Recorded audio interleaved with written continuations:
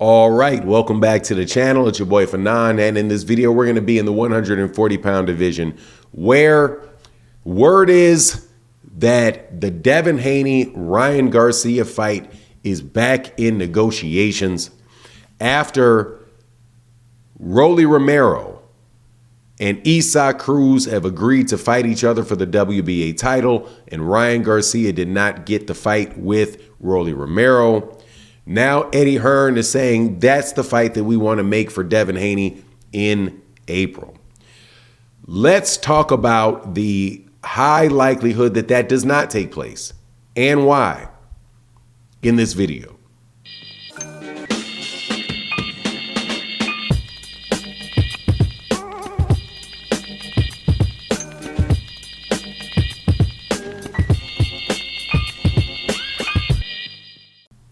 All right, welcome back to the channel. It's your boy Fanon, and in this video, we're going to be in the 140-pound division where there's a lot of pipe dreams being sold, and this one is a fight between Devin Haney and Ryan Garcia next in April, a fight that Eddie Hearn says that he wants to make and wants to be the next fight for Devin Haney.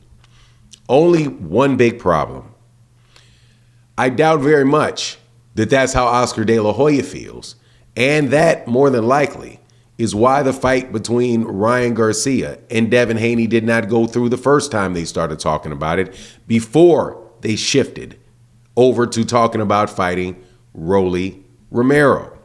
Now, before I get into the details, let me welcome you back to the channel. If you are new to the channel, please accept my invitation to hit the subscribe button, hit the bell icon so you can be notified when we release more videos. And if you've been a supporter and a super thanks of videos like this, thank you guys so much for your continued support. It's huge to the channel, but let's get into this. You guys are not going to like what I have to say probably, but it is still what it is.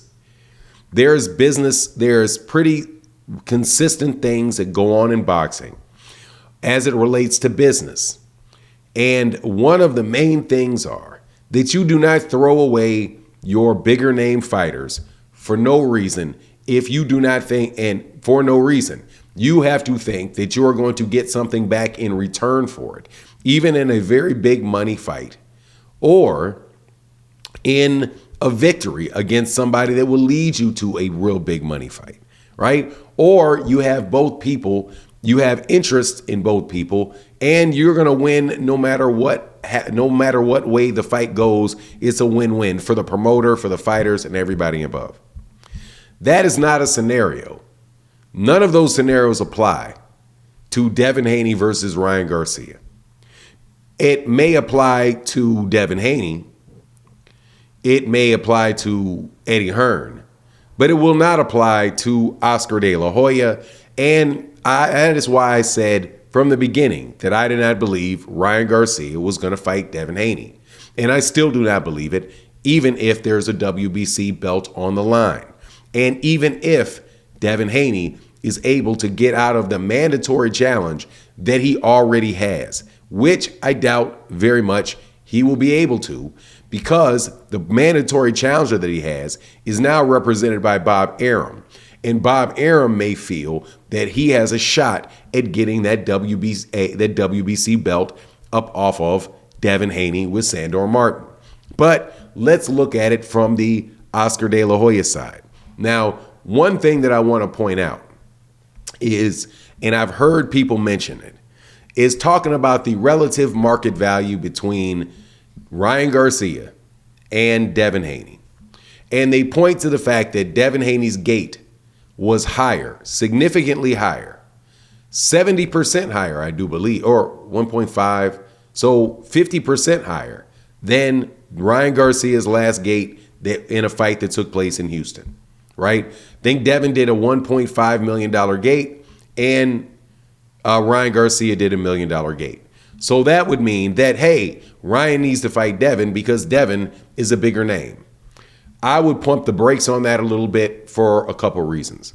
First and foremost, Ryan Garcia was fighting in Houston, coming off of a loss. He was not fighting in his own hometown, coming off of a win in a championship fight. So the fights themselves and the locations that they were in, I think helped that out. However, even if you sweep that to the side, still 1.5 and 1.7 does not tell the whole story. What is really important for Ryan is, and Oscar De La Hoya is, the L portion, which is what is going to happen in the fight to Ryan Garcia if he fights Devin Haney, most likely.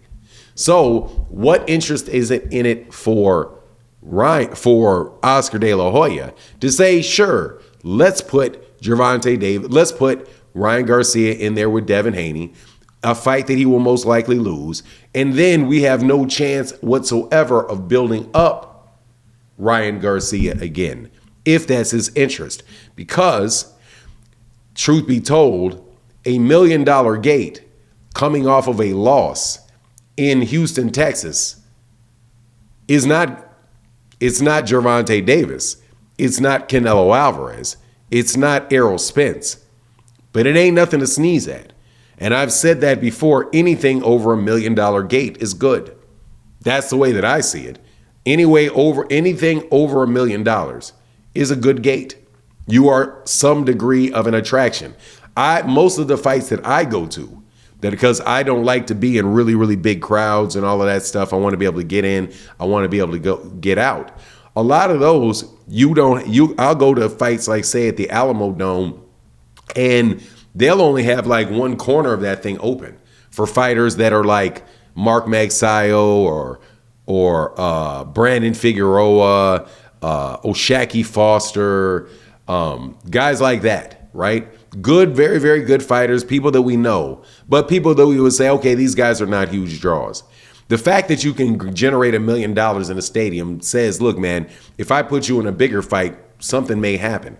Just like Devin Haney and Gervonta Davis. If you put those guys in the ring together and they fight each other, those gates probably are going to be really big. There's only a few people, though, like Gervonta and Ryan Garcia and Errol Spence Jr. Gervonta, Canelo, and Errol, that you can just put in somewhere and the place is going to fill up. There's not a lot of people like that. But Ryan, if you carefully matchmake him, can get to that point. So I just don't see why it would be in the interest of Oscar De La Hoya to do that with Ryan Garcia. He's going to want one of the other alternatives, which is to put him in there with somebody that if Ryan loses, it works for Oscar, right? Or you put him in there with somebody you know Ryan's going to beat, right? And that's what I think is going to happen. It just doesn't do any good for him to put Ryan in there with Devin. So what is the problem with it? Like I said, it's the free agent status of it for Devin Haney, just like I said for Terrence Crawford. Sometimes that really does work against you. And I do think that at 140 pounds, it very well may work against Devin Haney. Because, again, you've got to have two of the belts with the PBC. You got two of the belts with the PBC right now, with the IBF and the IBF and the WBA. Then you're going to have the WBOs with Top Rank. Matchroom's only got one belt. Those guys are not going to be trying to hand Matchroom a belt. But anyway, that's my take on the matter. Please let me know what you think in the comment section. And with that, I'm out. Peace.